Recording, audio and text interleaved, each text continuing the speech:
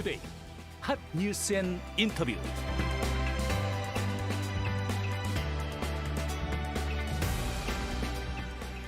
2021 국정감사에서 국회 산업통상자원 중소벤처기업위원회 소속으로 활약을 하셨습니다.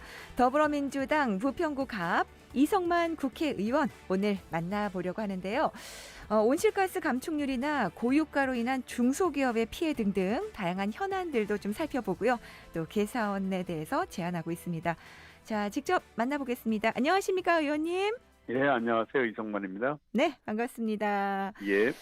지금 지구온난화로 인한 각종 재난이 전 세계에서 발생하고 있어서 우리나라도 이 온실가스 감축을 위해서 다양한 정책을 펼치고 있잖아요. 예. 그런데 산업부 산하기관 15곳이 온실가스 목표 감축률을 채우지 못했다고요? 예. 그 공공기관에 대해서는 이제 온실가스 그 배출에 대해서 일정 부분 감축하도록 저희가 이제 요구하고 있습니다. 네. 그래서 2020년 감축 목표는 그 기준 연도가 2007년도부터 9년 동안 발생됐던 평균 양을 30% 이상 2020년도에 감축하는 것을 목표로 정했어요. 네. 그래서 우리 산중위에 있는 소속 기관이 55개 기관인데 예.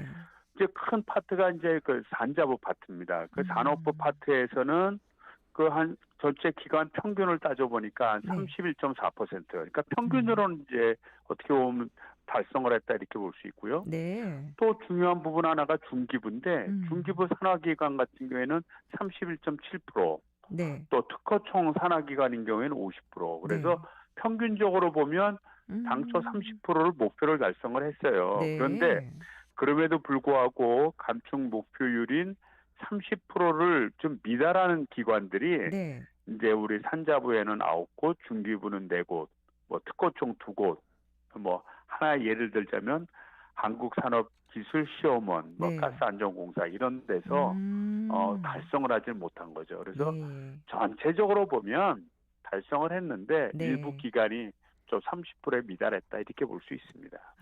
평균으로 봤을 때는 달성, 하지만 그럼요. 15곳이 약간 뒤처지고 있는 상황. 그렇습니다. 그러니까 이제 동료해서 이제 뒤처지지 않도록 이제 좀 만들어야죠. 네.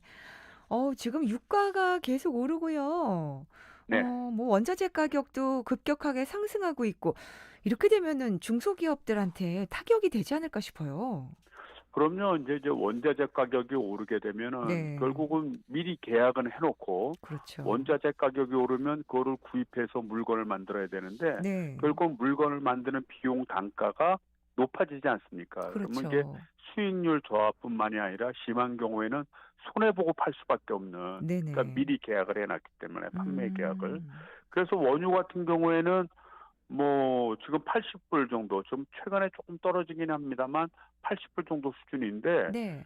그 과거에는 한 60불 정도 수준이었어요. 그러니까 네. 뭐 30-40% 좀 올랐고 그렇죠.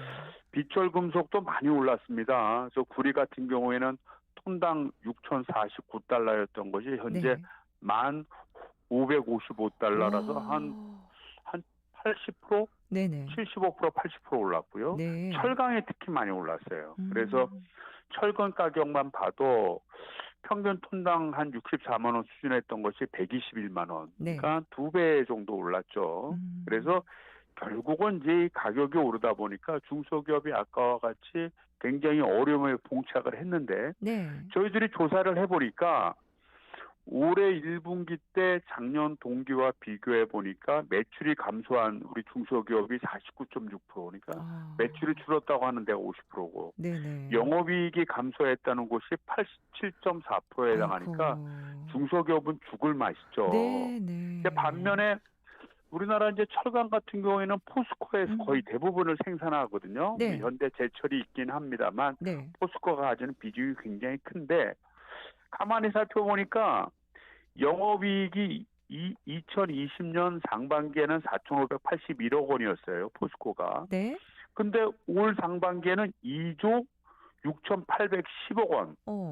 또 3분기에는 사상 최대인 3조 1,100억 원을 올렸습니다. 네. 그러니까 이게 포스코가 네. 뭐 여러 가지 노력을 통해서 이익을 올렸다고 볼 수 있지만 네. 저희들이 볼 때는 결국은 철근값을 올려서 그 어. 올린 만큼 그 이상의 수익을 벌어들인 거 아니냐.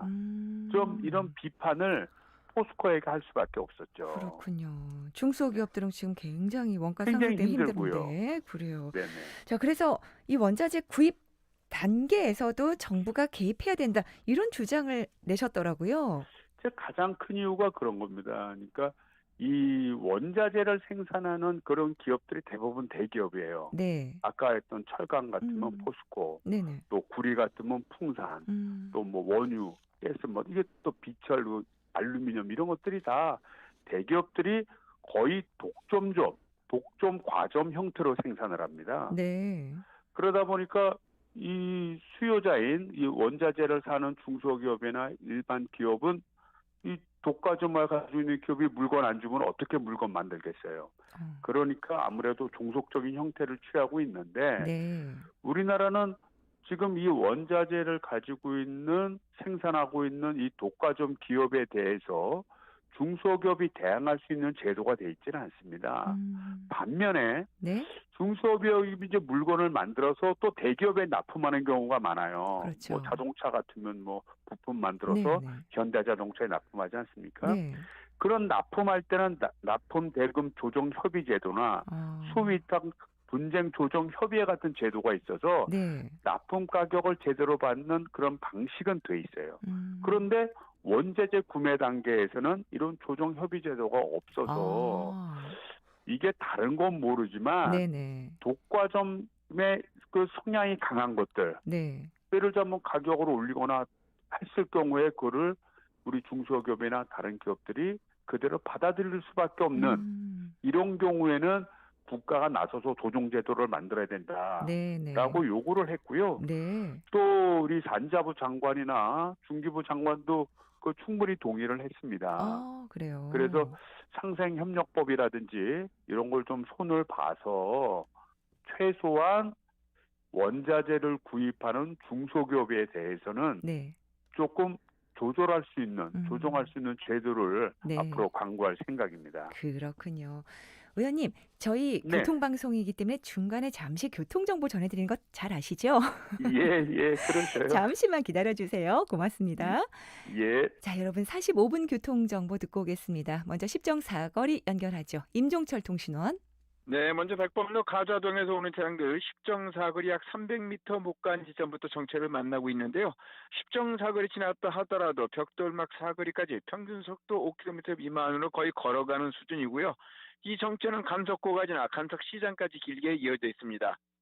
백범로의 우회도로라고 할 수 있는 여름물로는 인천 축산물시장에서 여름물 사거리 신호 2-3번 정도고요. 동안 북부역에서 벽돌막 사거리권 짧은 정체니까 백범로보다는 여름물로 이용하시면 이동시간 좀 줄이실 수 있겠습니다. 경원도로 쪽으로 십정사거리 석바위 가는 길은 육공단 입구 교차로를 지나면서 정체를 만나고 있고요. 그리 어렵지 않게 서강고가 올라서지만 석바위 사거리도 승기 사거리도 밀려가고 있습니다.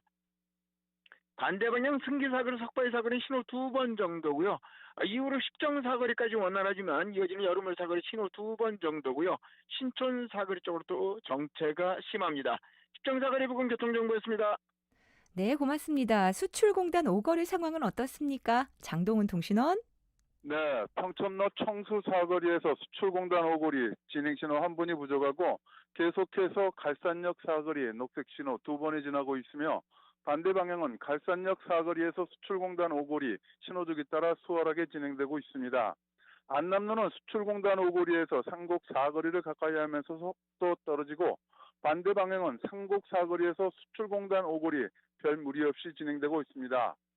그 밖에 부평대로는 부평 나들목에서 갈산역 사거리 쪽으로 지체 또는 서행, 계속해서 부평구청 사거리 쪽으로 차간 거리를 자주 좁히고 있습니다. 지금까지 수출공단 오거리 주변 교통정보였습니다. 네, 고맙습니다. 경인교통방송에 달리는 라디오 함께하고 계십니다. 더불어민주당 이성만 의원과 함께하고 있습니다. 의원님. 예, 안녕하세요. 네, 기다려주셔서 감사합니다. 예, 감사합니다. 자, 앞서서는 이 폭등한 원자재 가격으로 고통받는 중소기업을 보호하자는 그런 제안에 대해서 말씀해 주셨고 소상공인 얘기를 좀 해보겠습니다. 코로나 때문에 네네. 아주 힘들어하시는데 불공정 거래 피해가 급증하고 있다고 하는데 이게 어느 정도나 됩니까? 그러니까 2017년도에 약 288건이 네. 이게 접수가 됐어요. 우리 소상공인진흥공단이라고 있거든요. 예. 거기에서 이제 이 문제를 처리하는데 한 3년 전에는 288건이었던 것이 네. 우리 2020년도에는 1,505건으로 오후. 한 5배 정도 늘었습니다. 그러니까 네. 이런 문제가 있죠. 그러니까 새로 어떤 불만 사항이 생긴 것도 있지만 네. 과거에는 이런 얘기를 잘 하고 있질 않다가 아. 코로나 등을 통해서 이제 어려움을 겪다 보니까 네. 이런 문제에 대해서 적극적으로 진흥공단에다가 이런 신고를 한 그런 경우도 많을 거라고 판단됩니다. 네. 보통 어떤 유형들이 많았나요? 그래서 유형을 보니까 네. 그 상가 임대차 관련된 건수가 1,030건입니다. 그러니까 거의 한 음. 70%에 해당돼요. 네네. 그게 가장 압도적이고 네. 또 하도급과 관련해서 네. 뭐 이게 뭐 대기업이나 관련해서 하도급을 좀 억울하게 받았다 이런 것이 한 117건, 한 7.7%요. 네. 그다음에 우리 저 프랜차이즈 있지 않습니까? 예. 그 가맹 사업과 관련해서는 한 97건, 6.4% 이렇게 뒤를 잇고 있는데 네네. 가장 큰 게 이 부동산 임대차 관련이에요. 음. 그래서 우리가 비율을 따져보니까 2017년도에 한 60건이었어요. 네. 그런데 아까 얘기했듯이 이게 1,030건으로 늘어났거든요. 예. 그러니까 17배 정도 음. 폭증을 한 겁니다. 그래서 네. 대부분의 우리 소상공인들이 겪는 어려움 중에 음. 가장 큰 게 부동산 임대차고 네. 이것 때문에 오는 갈등을 어떻게 조정해야 되느냐. 이것이 하나의 과제로 남아있는 것이 사실입니다. 그렇군요. 임대료 부담이 가장 큰 거였네요. 네. 부담도 굉장히 크고요. 예. 또 장사가 될 만하면 네. 임대기간 끝났다고 아. 나가라고 그러고. 그러니까 이게 어떻게 보면 한 곳에서 우리 음식점 같은 경우를 예를 오래오래 할 수 있으면 들어서 좋은데. 사업을 하게 되면 네.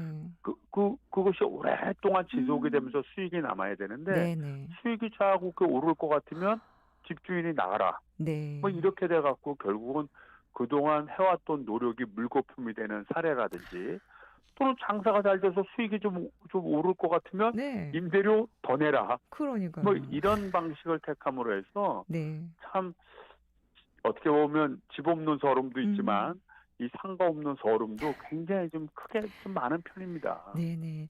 그래서 지금 전국에서 이 피해 상담 센터가 운영되고 있는데 잘 됩니까? 뭐 인력이나 어때요? 그러니까 이제 전국에 이제 센터가 한 70개 정도 있는데 네. 저희들이 조사해 보니까 전담 인력은 뭐 1명, 2명 정도 아이고. 수준이었어요. 그러니까 나머지는 이제 대부분이 알바생들이 이제 와서 접수 받으면 전문가에 의뢰해서 판단받고 다시 돌려주다 보니까 네. 이것이 어떻게 보면 달래기 수준밖에 안 되는 아이고. 거죠. 이 상담이라고 하는 것이 들으면은 바로 해결책이 될 수 있는 방안도 좀 모색을 하고 네네. 또 필요하면 또 현장에 나가서 조사도 하고 이래야 되는데 네. 이제 그러지 못하고 그냥 들어주는 수준에 좀 불과했습니다. 네. 그래서 좀 이런 점을 얘기해서 인원도 이번에 좀 대폭 늘리는 걸로 네. 일단 기재부하고 다 합의가 됐고요. 네. 그다음에 이제 지원 예산도 오히려 좀 줄은 면이 있습니다. 그래서 네네. 좀 이게 이제 인원이 늘어가니까 네네. 인원도 같이 예산도 같이 늘려갈 수 있도록 네. 그렇게 좀 유도하고 있습니다. 그렇군요. 자, 끝으로 오랜 시간 갈등을 빚은 부평 지하도 상가 얘기를 좀 해보겠습니다. 예. 최근에 전통시장 육성 특별법 개정안이 통과됐는데요. 이게 예. 해법이 될지 기대가 되거든요. 내용을 좀 자세히 살펴주시겠습니까? 그러니까 이제 이거는 지자체가 소유한 물건이거든요. 네. 그래서 지자체 재산을 관리할 때는 공유재산 및 물품관리법에 의해서 적용을 했었습니다. 네. 이게 5년마다 경쟁을 붙이는 거예요. 그러다 보니까 장사가 잘 되면 경쟁하는 과정 속에서 임대료가 확 올라가지 않습니까? 네. 그러니까 아무리 노력을 해도 이 사업을 하시는 분들의 수익이 되지 못하는 거예요. 그러니까 정부가 젠트리피케이션을 한 거죠. 네. 그런데 이제 이것이 그 2018년도에 18년 12월 달에 전통시장에 해당되는 곳은 네. 그 한 번 계약을 하면 10년 계약을 하고 5년 단위로 재계약을 하되 네. 경쟁을 할 수도 있지만 수의계약도 할 수 있는 그런 음. 법안을 만들었어요. 그러니까 네네. 전통시장에 해당되는 공유재산 같은 경우에는 네. 어떻게 보면 상인들을 보호했다 이렇게 볼 수 있는데 어. 문제는 뭐냐면 그 당시에 장사하고 계시던 분들 그분들은 대상이 아니라고 자꾸 해석을 하게 된 거예요. 네. 예? 그러니까 그분들이 그 해석을 받으면 음. 5년 단위로 수의계약을 할 수가 있거든요. 그 조례 내용에 따라서. 네. 그런데 그분들은 대상이 아니라고 하니까 네. 이게 논란이 된 겁니다. 네. 그래서 제가 이번에 법을 바꿔서 예. 2018년도 12월 당시에 임차하시던 분들도 네. 이 전통시장법을 적용해라 어. 라는 것을 명확히 한 거예요. 네. 그래서 논란을 없애서 네네. 지금 부평 우리 지하상가나 다른 지하상가 계신 분들이 대부분 다 2018년도 12월 당시에 임차인이었던 분들이었어요. 네, 그렇죠. 근데 이분들이 앞으로 네. 우리 전통시장법에 적용을 받아서 네네. 그 조례에 정하는 바에 따라 네. 5년 단위로 네. 이게 수의계약이나 이를 통해서 연장할 수 있는 네네. 좀 기회가 생겼다 이렇게 보시면 됩니다. 아, 그래요. 예. 전통시장이면서 지하도 상가도 거기 다 포함이군요. 그렇죠. 지하도 상가가 전통시장을 포함시켜버린 거예요. 그렇군요. 예. 그럼 오래오래 안정적으로 거기서 사업 장사하실 수 있게 된 거죠? 아 그렇게 만들어야죠. 아니 우리 저 아이고. 민간인들한테도 그렇게 네. 주장하면서 정부가 5년 단위로 그 아유, 저기 속이 뭐야 다 시원합니다. 바꾼다고 그걸 입찰을 붙이면 그게 네. 정부가 할 짓입니까? 아, 너무 감사합니다. 아, 의원님, 그나저나 이제 예. 마무리할 시간이 돼서요. 다음에 조금 예. 더 시간 내서 이야기 나누도록 하겠습니다. 오늘 말씀 예, 그렇게 고맙습니다. 할게요. 예, 감사합니다. 네, 지금까지 더불어민주당 부평구 갑의 이성만 국회의원과 함께했습니다. 달리는 라디오 2부에 다시 돌아오겠습니다.